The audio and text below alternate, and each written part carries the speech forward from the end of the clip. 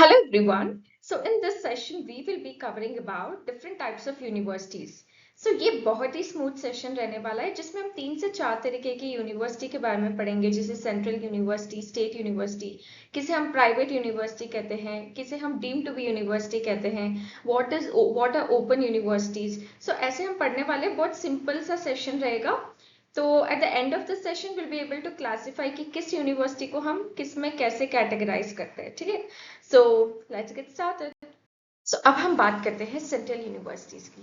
So central universities are those universities which are established by the act of parliament under department of higher education in the ministry of education, and ये है recognised by UGC under the UGC act 1956।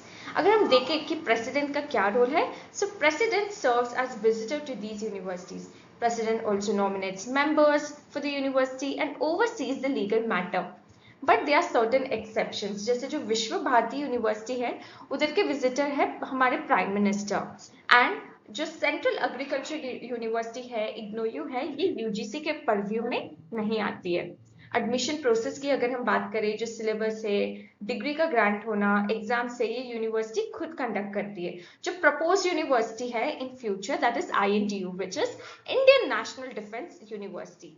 अभी 56 central university से, जिसमें से 16 university 2009 में establish हुई by central university act 2009। So this all about central university in a nutshell.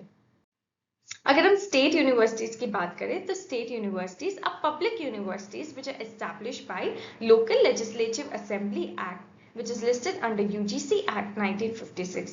तो अगर हम एडमिशन प्रोसेस उस सब के बारे में बात करें, तो सेम लाइक सेंट्रल गवर्नमेंट, इधर की सिलेबस हुआ, एग्जाम हुई, डिग्री को ग्रांट करना हुआ, ये सब यूनिवर्सिटी खुद देखती है, ठीक है। अगर डेवलपमेंट ऑफ ग्रांट की बात की जाए, तो जो स्पेशल स्कीम्स होते हैं, इंफ्रास्ट्रक्चर, उन सब के लिए स्पेशल स्कीम्स होते हैं जिससे फंडिंग आती है, तो ये सप्लीमेंट करते हैं स्टेट गवर्नमेंट को।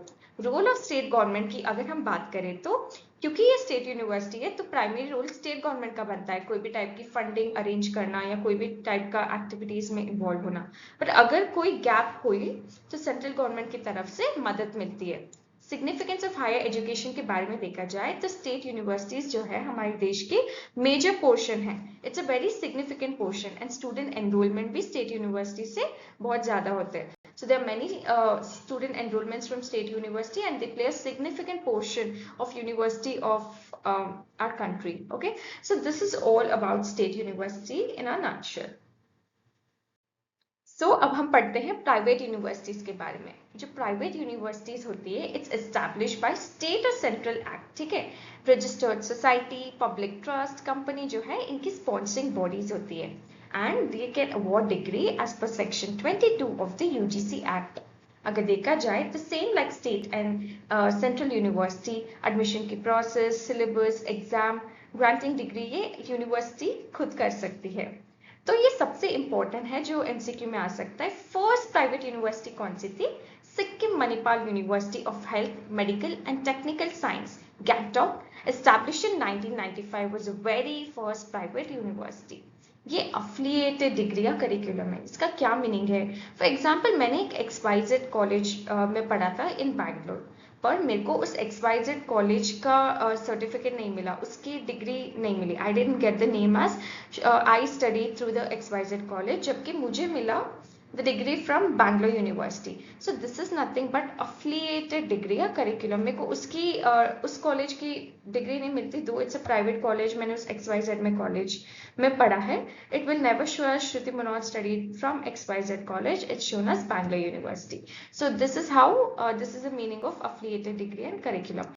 तो ये है प्राइवेट यूनिवर्सिटी, और इसके बस 5 पॉइंट्स आपको याद रखना है। सो डीम टू बी यूनिवर्सिटी कौन सी यूनिवर्सिटीज होती है? अगर कोई यूनिवर्सिटी ने एक्सेप्शनली परफॉर्म किया है एंड वो परफॉर्मेंस रिकॉग्नाइज्ड है by central government, then it can be recognised as deem to be university, पर it should be designated by central government as per section 3 of UGC act 1956। ये universities approval तभी gain कर सकती है जब उनको executive order pass हुआ हो and it's recommended from UGC. ये बेसिक पॉइंट्स है। अगर हम आगे की बात करें, तो जो IISc बैंगलोर जो है, जिसको 1958 में डीम्ड टू बी यूनिवर्सिटी का स्टेटस मिला, और जो Indian agriculture research institute of Delhi है, ये पायनियरिंग इंस्टीट्यूट है। पर जो सबसे पहली प्राइवेट यूनिवर्सिटी, आई रिपीट, जो प्राइवेट यूनिवर्सिटी सबसे पहली डीम्ड टू बी यूनिवर्सिटी बनी है वो माहे है। ठीक है, 1976 में it got the status of deemed to be university. फिर और भी दूसरी बात की जाए एलिजिबिलिटी क्राइटेरिया की, तो डीम्ड टू बी यूनिवर्सिटी बनने के लिए आपकी यूनिवर्सिटी 20 साल तो एग्जिस्ट होनी चाहिए। 20 साल एग्जिस्ट होने के अलावा उस यूनिवर्सिटी को NAC A ग्रेड का क्रेडिट मिलना चाहिए, 3.01 CGPA कॉन्सिक्यूटिवली 3 साल तक, और NBA accreditation for 2/3 of the program for 3 consecutive years, और टॉप 50 स्पेसिफिक कैटेगरी में NIRF ranking for last 3 years, या फिर top 100 NIRF ranking for last 3 years. Specific category का मतलब हुआ जैसे आपके स्पेसिफिक सब्जेक्ट, फॉर एग्जाम्पल अगर जैसे MBA हुआ तो वो हो गई हमारी specific category. So this is all about deemed to be university in one go. ठीक है, तो ये बेसिक पॉइंट्स है, अगर आपने याद रख लिए तो आपका डीम्ड टू बी यूनिवर्सिटी का कॉन्सेप्ट कंप्लीट होता है। ओपन यूनिवर्सिटी क्या होती है? ओपन यूनिवर्सिटी के बारे में तो हमने सुना ही है ना, जो डिस्टेंस एजुकेशन होता है, जो ऑनलाइन प्लेटफॉर्म की लर्निंग होती है, ये सारी ओपन यूनिवर्सिटी के थ्रू हम पढ़ते हैं। तो ये जो फर्स्ट वाली चीजें ना वो कहीं भी पूछ सकते हैं वो लोग।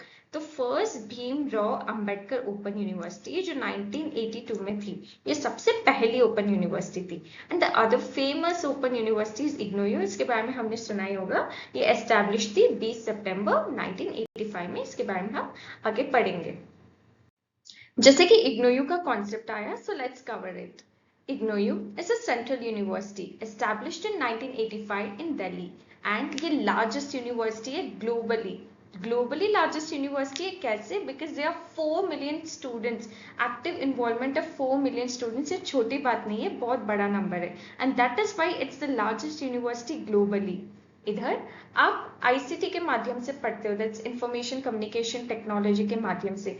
जैसे ज्ञान वाणी हुआ, Gyan Vani is for FM radio. ठीक है, this can be asked like MCQ that what stands for Gyan Vani, what is Gyan Darshan. Gyan Darshan is for TV channel, Gyan Dhara internet, and Sakshat is a one stop education portal. ठीक है, तो ये सारे इग्नोयू के जो टर्म्स है हमें याद रखने हैं। Then the budget is decentralised, north south east west India में डिसेंट्रलाइज्ड है, एंड नॉर्थ ईस्ट के लिए 10% of the budget is allocated.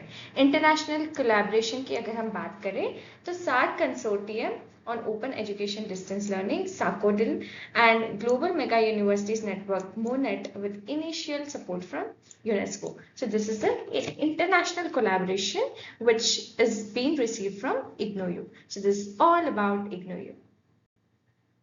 So अब हम आ चुके हैं लास्ट कंसेप्ट में, जो है मेटा यूनिवर्सिटीज। ठीक है, these were second generation universities. तो ये ट्रेडिशनल वे में ही बिलीव नहीं करते थे, वेंट फार बियॉन्ड दैट। ये बिलीव करते थे कि इंटरडिसिप्लिनरी एजुकेशन होना चाहिए, अलग अलग डोमेन्स में स्टडी होनी चाहिए। ये वर्चुअल ऑपरेशंस में भी बिलीव करते थे, फिजिकल एजुकेशन बेस पे रिस्ट्रिक्टेड नहीं थे। ऑनलाइन प्लेटफॉर्म हुआ, वर्चुअल ऑपरेशंस हुआ, that was their concept. And innovation and flexibility पे फोकस करते थे, चाहे वो टीचिंग मेथड हो, चाहे वो रिसर्च के माध्यम पे हो, तो they focus on innovation flexibility.